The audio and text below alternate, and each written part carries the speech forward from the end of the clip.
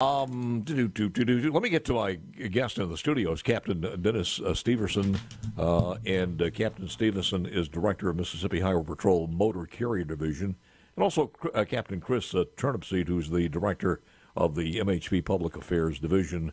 We're talking about the Troopers and Truckers program, and first to Captain Turnipseed, how long has this been going on, the Truckers and Troopers and Truckers program?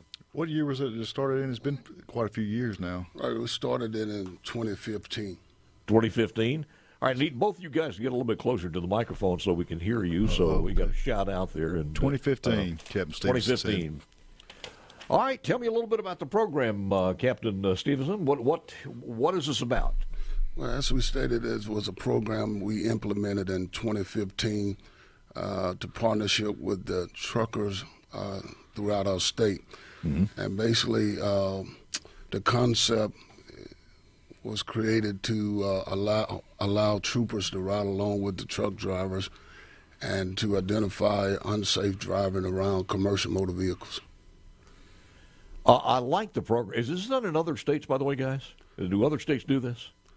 I think about one or two that falls under the Federal Motor Carrier Safety Administration. How successful has this been? Because it's almost like an unmarked vehicle, and you got eyes on the road, and people usually when they see a patrol car, of course they're going to behave themselves. This is totally different, and it seems like is it working out? Is it doing what you want them to do? Well, since we started, we have issued over 15,000 citations from the troopers and truckers. One of the things that we're not able to do at this particular time due to COVID-19 is to do the ride along. But in previous times, it has been tremendously effective where the trooper would sit in the truck, ride down the major highways, see a violation that occur and notify troopers that are set up down the road.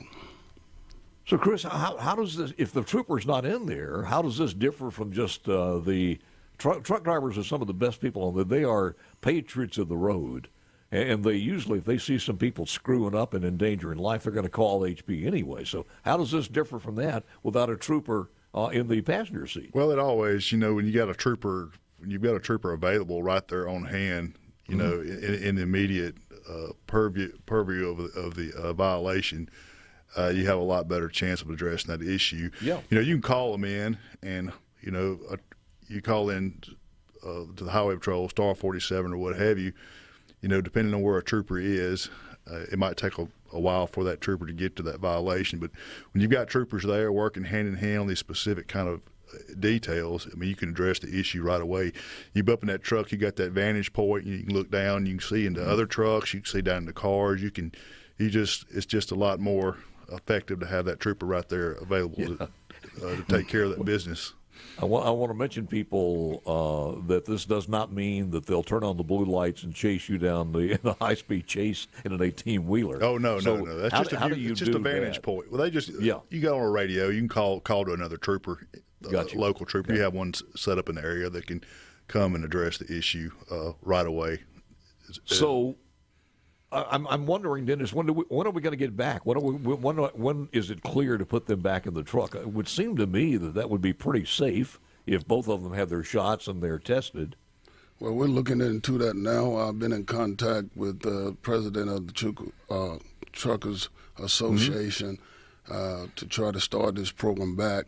We thought we was going to do it at the beginning of this year, but the pandemic began to rise again, so it kind of put us back. But hopefully in the next couple of months we'll be out there on the road with the truckers doing that detail. I think another thing, I just thought about this one too, and again we're talking to Captain Criss Turnipseed and Captain Dennis Stevenson. Chris, I just thought about this. In a court of law, sometimes a trucker says, I know I'm going to be called in as a witness. This would preclude that a little bit, where instead of getting the hearsay or from some third party, you have the trooper testifying in court, especially when there is, something, God forbid, a death in the wreck or something.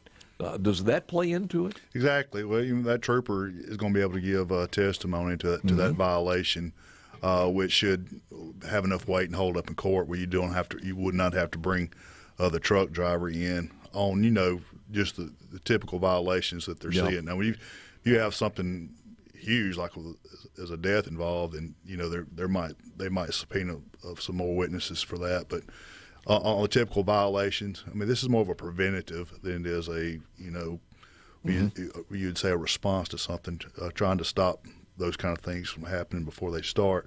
So the witness and the testimony of a trooper, of course, the trooper is going to be there watching, and he's going to call ahead to the other trooper. So both those troopers would be subject to testifying in court on the violation. The one that actually saw the violation, and then the other trooper that would actually write the citation for it. Got it.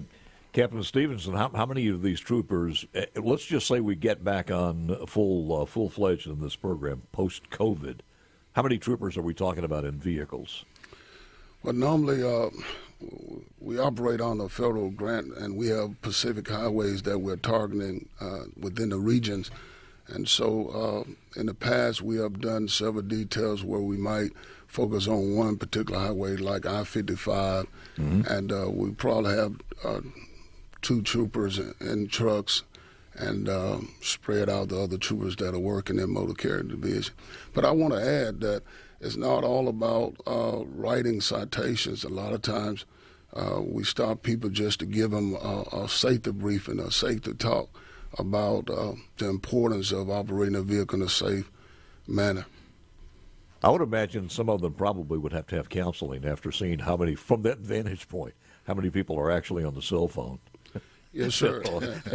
and that's one of the high points of this operation, is to look for those people, especially sometimes truck drivers that are operating a vehicle on the cell phone. Yeah. Well, you said a federal grant. Does that go through the year, or is it a long term? Well, we've been awarded this grant yearly, and motor carrier has been in existence since 2005, so we've been having this available funds for a long time. And in the academy, it's hard to teach instinct and profiling, and profiling and instinct comes, guys, with just being on the job a long time. But I'm amazed at police officers and people in this field.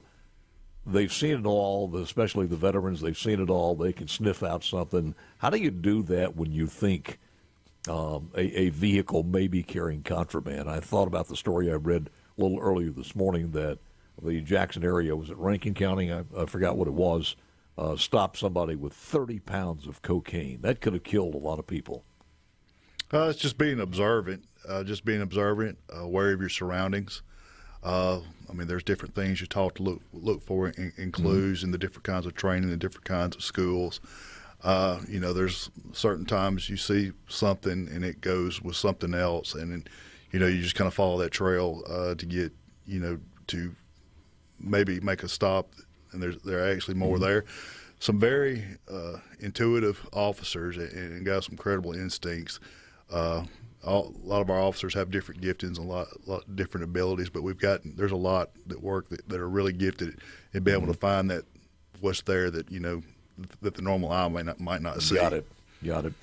In the time remaining, just the final thoughts from Captain Stevenson. What does the public need to do? Well, we encourage everyone to continue to operate their vehicle in a safe manner. Getting up early if you got to go to work in order to be on time. We ask the truck drivers to continue to do pre-inspections on their vehicles to make sure everything is working properly. And I think all of us working together, we can continue to make our roadways safe. I agree. And for people out there who are littering, I wish that fine went up to about $7,000 a piece, but that's another show for another time. Yes, sir. Yes, sir. Guys, thank you for coming in and sharing that with us. We appreciate it so very much.